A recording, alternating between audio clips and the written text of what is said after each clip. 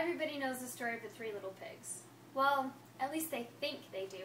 Nobody knows the real story because nobody's heard my side of the story. I'm Alexander T. Wolf. You can call me Al. I don't know how this whole big bad wolf thing got started, but it is all wrong. I don't know, maybe it's because of our diet. It's not my fault wolves like to eat furry little animals like bunnies and pigs and sheep. Anyway, the whole big bad wolf thing is wrong. The real story is about a sneeze and a cup of sugar. This is the real story. So way back in Once Upon a Time, I was baking a birthday cake for my dear old granny. I had a terrible sneezing cold, and I was out of sugar.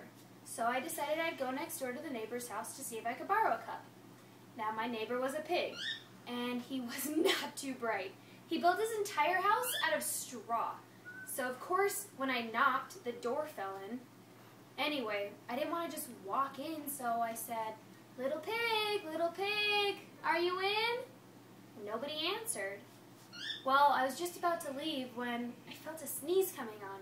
So I huffed, and I snuffed, Achoo!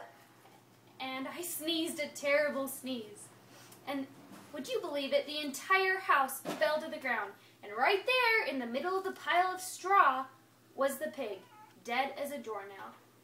Well, it felt wrong just to leave a perfectly good ham dinner laying there, so I ate it up. Well, I was feeling better, and I still didn't have a cup of sugar, so I decided to go to the neighbor's house. Well, that neighbor was the first little pig's brother. He was a little smarter, but not by much. He built his house out of sticks.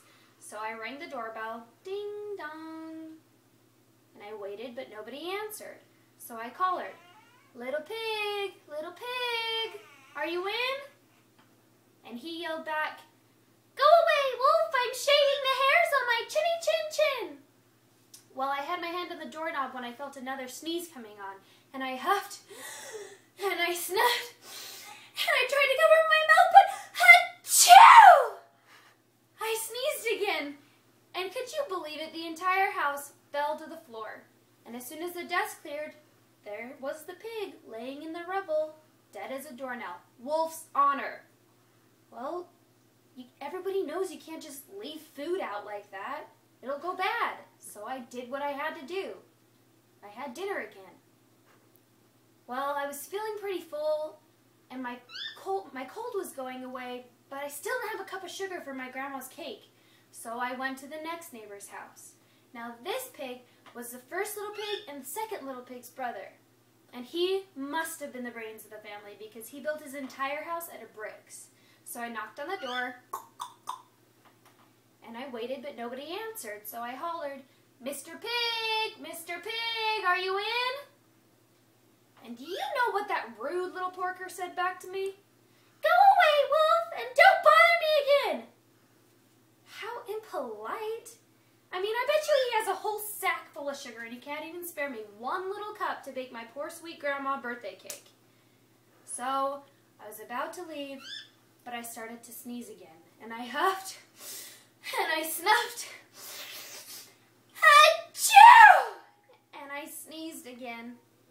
And then, do you know what that porker said to me? "Your grandma can go sit on a pin."